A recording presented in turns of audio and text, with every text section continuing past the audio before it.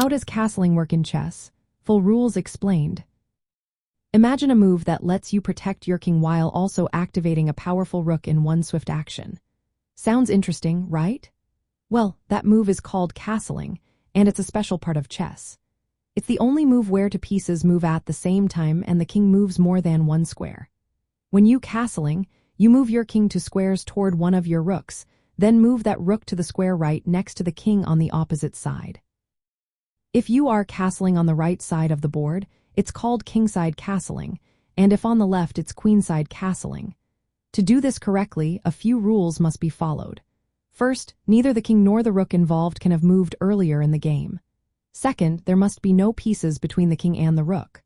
Third, the king cannot be in check at the start of the move. Fourth, the king cannot pass through any square that is attacked by an enemy piece. And fifth, the king cannot land on a square that is under attack. It's okay if the rook is under attack or passes over attacked squares, only the king's path and destination matter.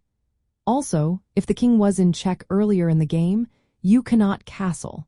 Moving the king or rook away and then bringing them back does not give you the right to castle later. Castling helps keep your king safe by moving it to a more secure spot, usually behind a wall of pawns, and it activates your rook so it can join the game more easily. It's often one of the first moves players make to protect their king and develop their pieces. Remember, if you move the king or the rook before castling, you lose the right to castle with that piece later. You can castle on the right side, called kingside, or on the left, called queenside, depending on which rook you choose.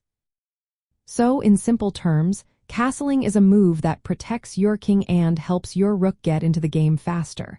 But it has to be done carefully following the rules about prior moves, piece placement, and threats on the board.